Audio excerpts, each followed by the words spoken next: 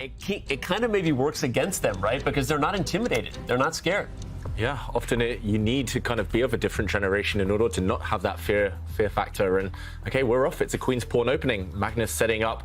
Will we see a Grunfeld, a King's Indian defense? It's normal openings though. No A6. Simon was right. I would love to see the King's Indian. Okay. What are the chances, Sai? I vote Grunfeld. Good. Oh! King's Indian it is. It's the King's Indian. That's brilliant. I mean, I love it when Magnus plays the King's Indian defense. He does it occasionally.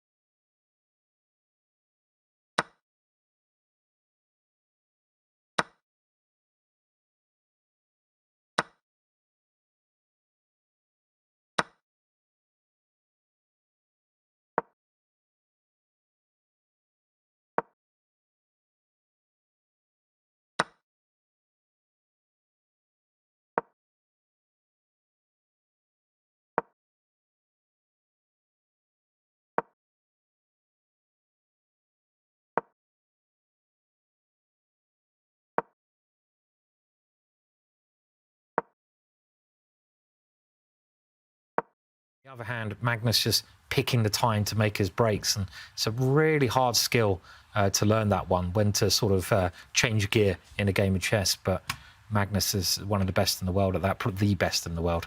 And I'm still thinking about what you said earlier, Sai, that it's so hard to really understand where it went so wrong for Nodirbek. The move that we were pointing out, moving the bishop twice, that one small inaccuracy has cost him the game. Magnus has played flawlessly out of the opening.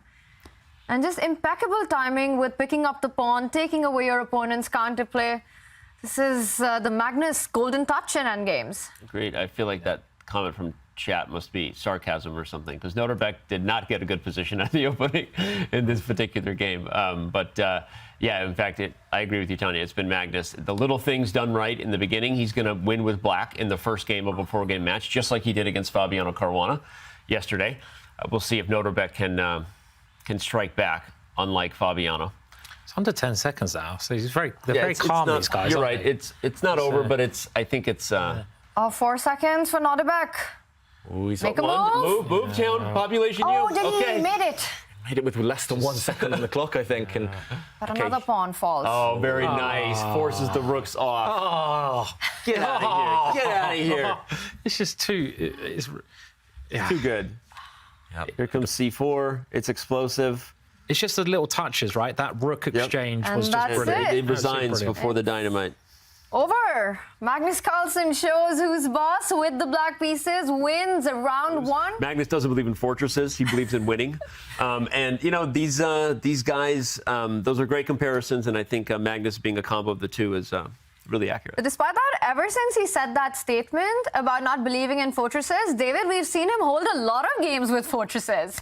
yeah, I did a chessable course with him, and I brought up the fortresses topic. Magnus wasn't happy with me. He was like, "Stop it, stop it." I know I said it once, but yeah, I think he's got mixed feelings on this now. I think it was a great quote, actually. Yeah. I mean, I know Magnus has defended many games with a fortress, and he sort of said it in jest, and we hold on to things. But at the same time, I mean, the point is he doesn't believe in a lot of things besides winning, and he does that. Yeah.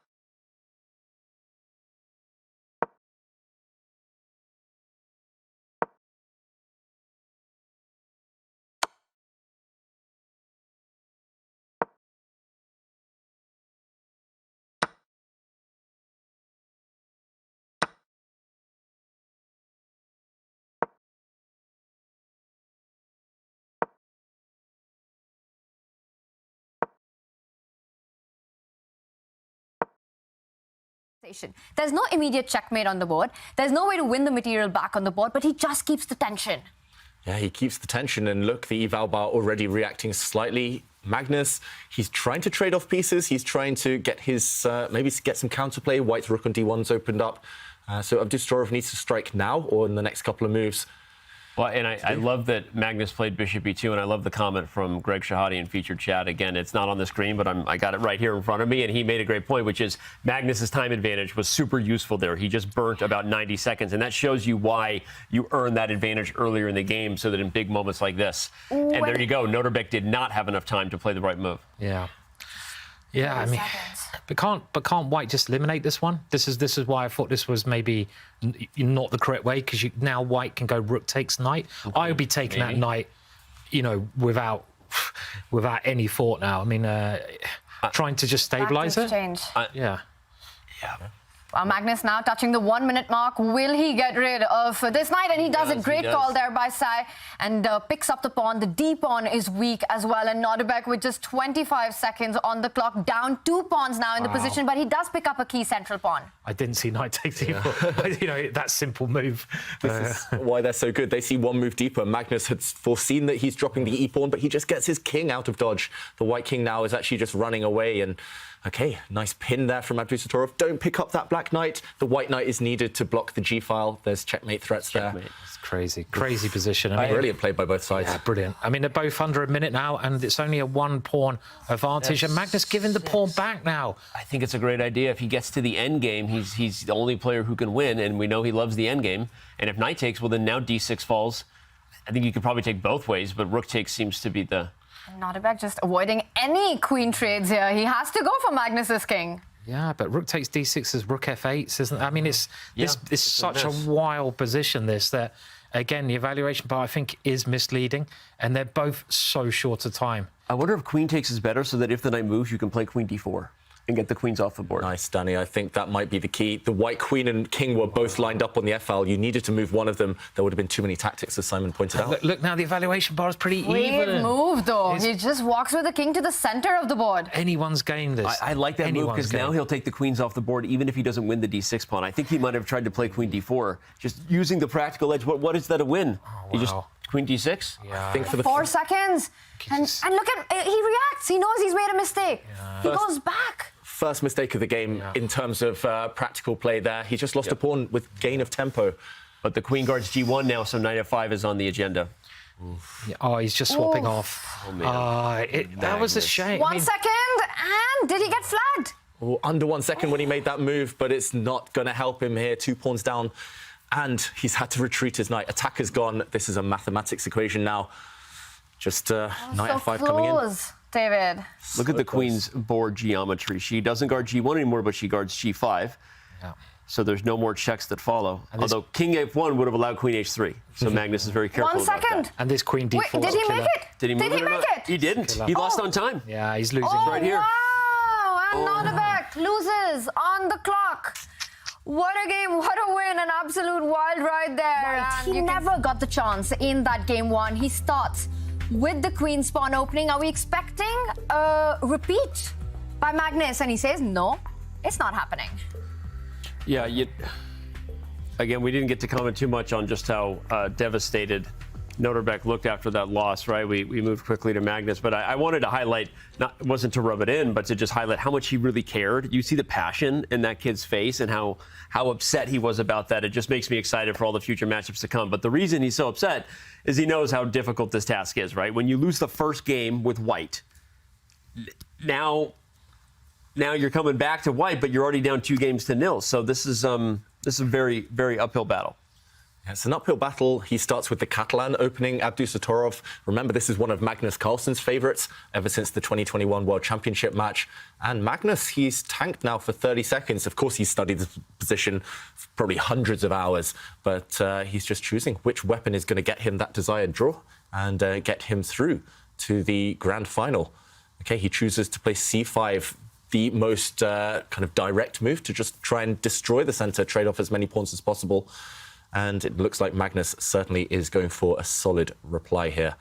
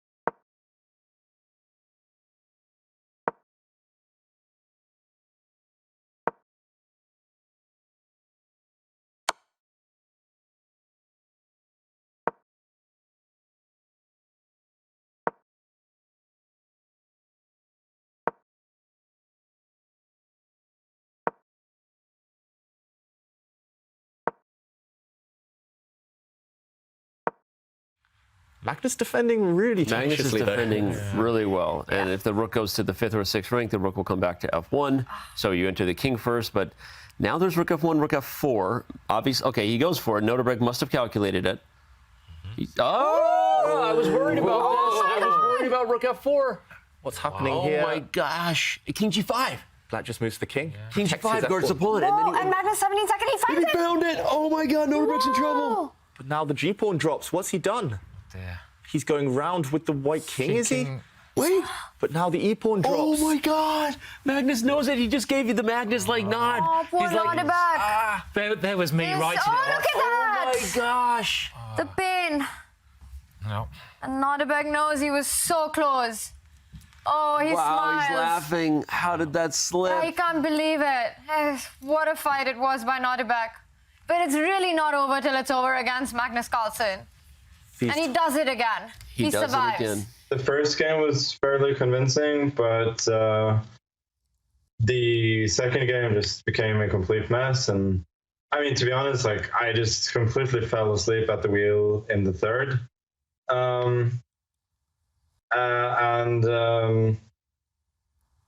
Yeah, I mean, he just started to outplay me, and I didn't realize there was any danger before I was just busted. That he was just picking up the pawn, and so that was incredibly careless and really poor. After that, it was just completely lost, of course. And there were so many ways to win. I was considering to resign, like, let's not spend any more energy on this and just focus on the fourth game. But then I thought, he's been kind of shaky in the other games. Let's keep it going for a bit. And yeah, sometimes these things happen. And Magnus, they happen a lot around you. And that's an incredible skill you have. And I want to ask you, do you enjoy the challenge of playing this younger generation? Is that extra motivation for you? Well, I like playing anybody, but when you're playing young players, it's good to get them while they're young, so you can. There are a lot of players that I've played with for a long time that I kind of have a psychological edge against, and then you got to get the young guys early to get that.